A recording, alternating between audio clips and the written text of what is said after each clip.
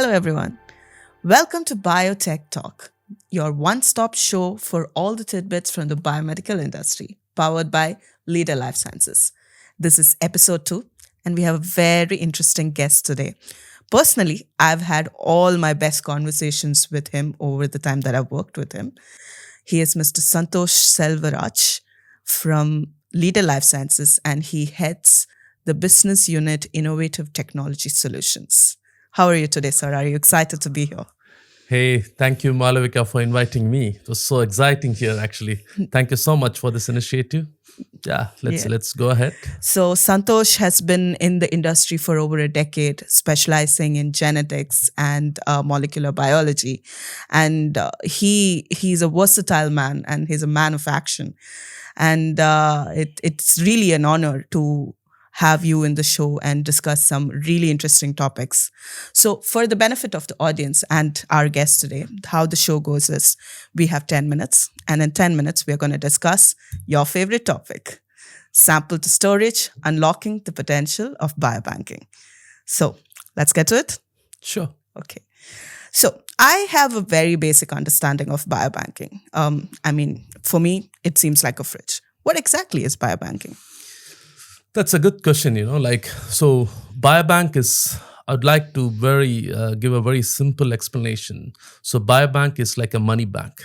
Money bank will give you investments. It'll give you loans. It'll give you safety to your dollars, actually. Biobank is something similar. It will safely store your samples. It gives insights for the better healthcare outcomes for the nation. It gives insights for the better research outcomes. I think so. This is the simplest way to define biobank. Wow, that's an interesting comparison to a money bank. Are there any? How does one evolve a biobank from that? Like, how would you really say that this helps in the industry right now?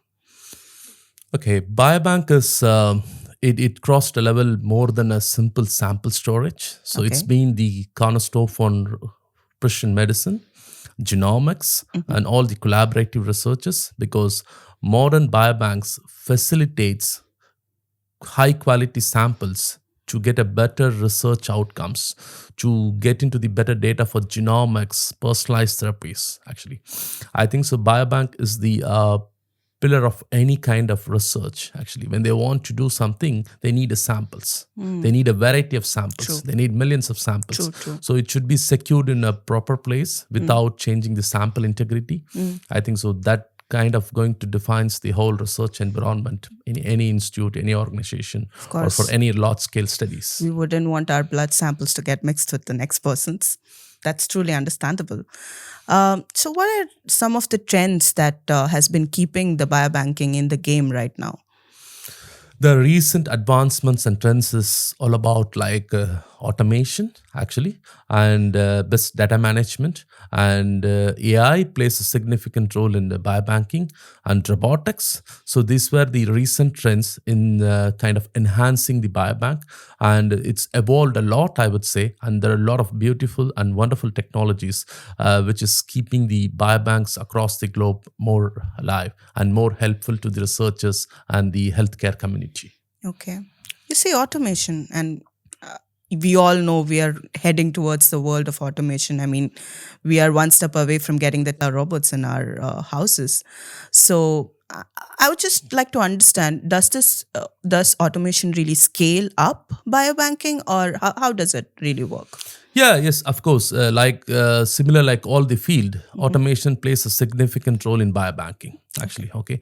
So it mainly streamline the sample processing, because in normal biobanks, you'll not be handling 10 samples or 5 samples. You'll be handling hundreds and thousands and millions of samples, depends on the scale, actually.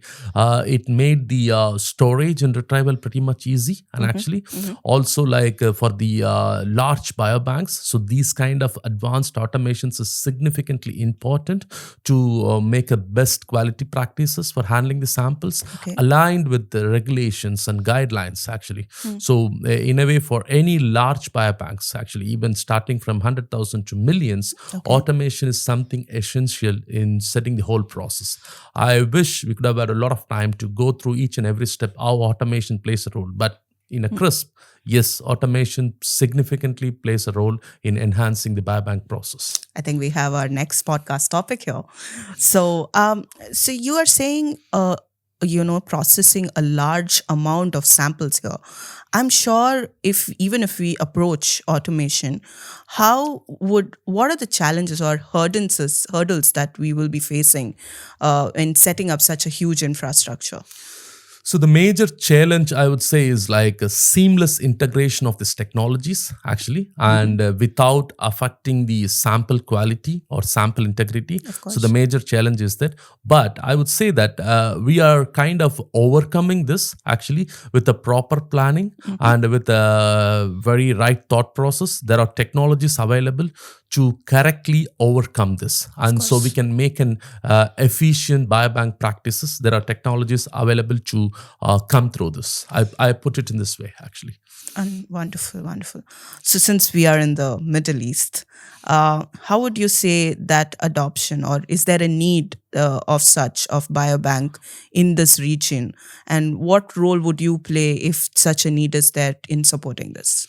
Okay, so particularly in Middle East, there is a rapid need increasingly for the biobanking because like all the Middle East countries focusing on personalized medicine, Of course. genomics, public health, population studies, and genome projects. So essentially, as I told you before, biobanking is been as the cornerstone for all this practices actually. Course. So as a person in the industry actually, so with my efficient team, we have an efficient team. I play a very significant role in bringing this advanced technologies actually. So for our best biobanking practices, so this advanced technologies is the combination of automation, robotics, AI, and data driven solutions actually. So we are well connected with the stakeholders, decision makers, and ministerial authorities to establish the state of the art biobank, and a lot of things in practice and a lot of things are ongoing. So Wow. I think so when we have something which is implementing for the need of the people, need of the healthcare outcomes, I think so that's given overwhelming thought for us actually. Absolutely, absolutely. That's a lot of things to unpack there. Again, another thing for another podcast. So I think we can kind of round it off and end with a very common question. What does the future of biobank look like? So the future of biobanking for me looks like actually it will be a very high level of automation actually, maybe less human interference actually, and it will be scalable actually, and it will be state of the art artificial intelligence as taking control of this actually, which is beneficial for us, not kind of avoiding the human interference. It will be helping the process, and I see like a seamless global collaborations, sharing data for the better outcomes actually, and sustainability actually. So these were the advancements in I'm seeing in near future, which will end up in actually for the best research and healthcare outcomes. That's quite futuristic and ambitious in for the region and for the global scale itself. And as I predicted in the beginning, I really enjoyed this conversations with you, sir. Santosh, really thank you for taking time to be here and be with us. I hope you enjoyed this session as well. Thank you so much. It's always like pleasure sharing the knowledge. Thank you so course. much. So, thank you guys. I hope you have also enjoyed this thing. Post in your comments and questions. And if you have any suggestions for the next podcast, we will tune in to you. Signing off, Malavika Kanara. Biotech Talk powered by Leader Life Sciences.